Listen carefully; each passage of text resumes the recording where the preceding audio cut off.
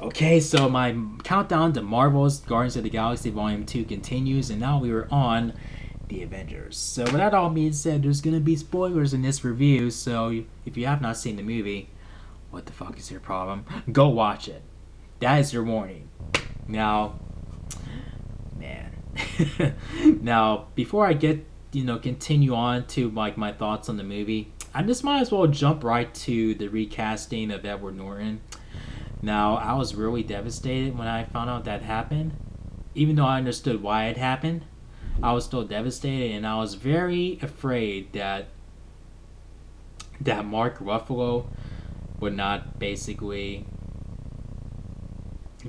carry on the mantle of Bruce Banner well, and thankfully he did. And and then there were rumors for other actors that were gonna get this role, and I was like, no, no, no, no. But thankfully, like when I got to see Mark Ruffalo in action as Bruce Banner in the movie, it felt like it was Bill Bixby, and that was definitely another, like with Don Cheadle, as Rhodey, a breath of fresh air, and to see all these characters in the same scene together, mingling and interacting with each other it's awesome. It is freaking awesome, and I cannot really think much of anything that I did not like about this movie. This movie lacked flaws, and it was definitely good. And my only thing is with Tony Stark, like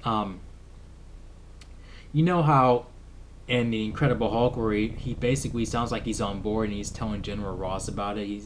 He feels like he's more on board, like he's an official Avenger.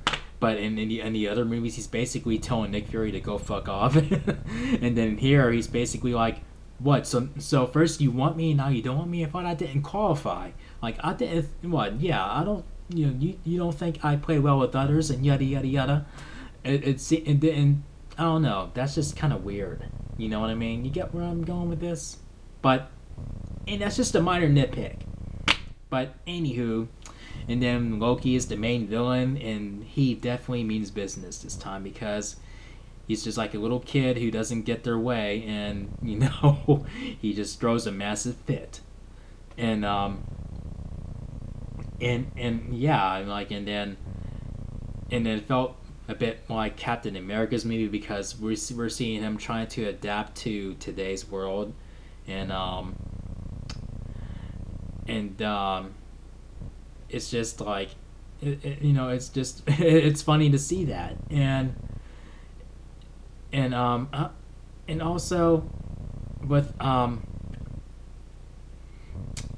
what else, and also like with Agent Coulson, we see him acting like a little kid when he sees Captain America. He just has this nonchalant attitude with Iron Man and Thor and all that, but when he sees Captain America, he's just like he's acting like a little kid, like basically seeing his favorite superhero.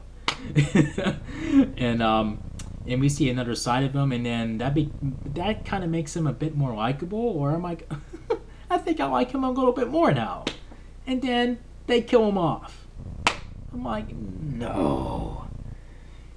And for me personally, I feel like they should have left him dead, and then that will leave a bigger impact for the team, and not have the whole thing like where it seemed like Nick Fury was manipulating the Avengers into going in out there into fighting and working together as a team.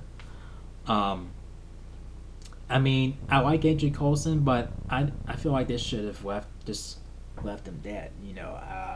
I'm not a huge fan of Agents of Shield. I tried to binge watch it, and I just cannot seem to have the motivation to continue in my binge watch. And that's just me. I'm not saying Agent Coulson sucks. I mean, I just think they should have left him dead, just for dramatic effect. And and I just don't see him as a leading man in a TV show. I mean, that character. I mean, and I don't know. And I'm glad, and conveniently from what I've seen, that show does not feel like something I have to watch in order to understand references in the movies. It's in reverse, where you have to watch the movies to understand the references in the show. But anywho, this movie is just definitely. I didn't think this would happen. I didn't think I would see this happen where we see superheroes sharing the screen together in a live action take after they were all in their standalone movies. Well, except for Black Widow and Hawkeye. I mean, like, they had supporting roles in other movies, but still, it was still, like, it was a big deal. Like, this never happened before, and the fact that it happened, I mean, that excitement that I felt, like when this happened, it has not left my body. It's still there, as if I just got done watching it, like tonight. I mean, that's how fresh this feeling is to me.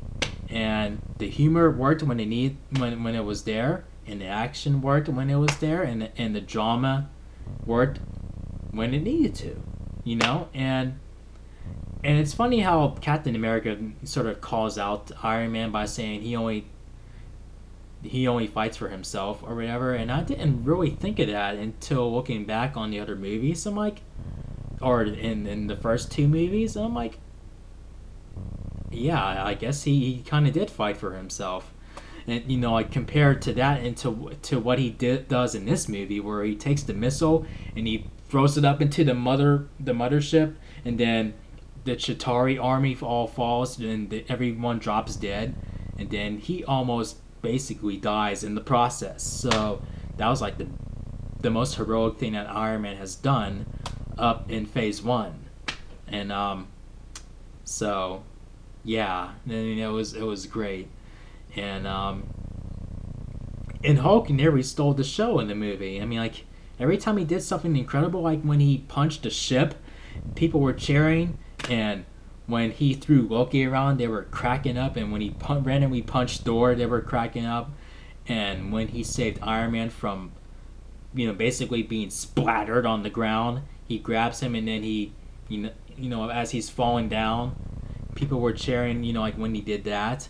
And even though it was in the trailer, but people still enjoyed that, and I did too. And it was, the theater was like just, damn. I mean, it was just like at a pay-per-view event, and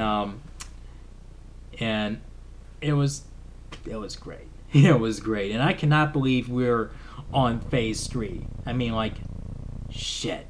Time flew. And then we get to the end credits scene where we find out who Loki was working for, and whose army was who gave him that army, and it was Thanos.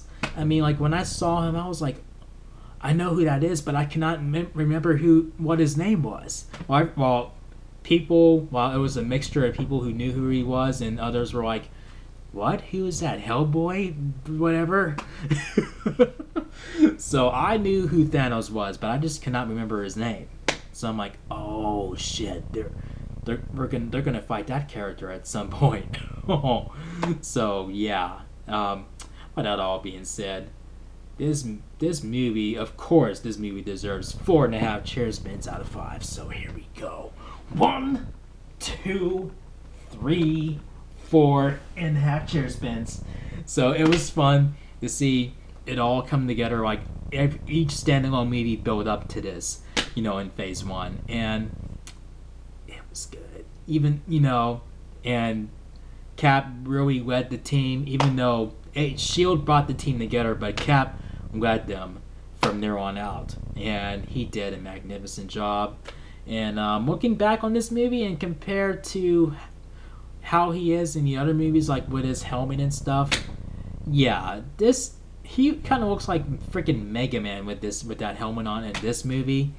But the helmet that he wears from here on out after this one, definitely kick ass, definitely badass. So yeah, that's it for Marvel Phase 1, and then I'll be doing my review on Marvel Phase 2 pretty soon, so keep on the lookout for that.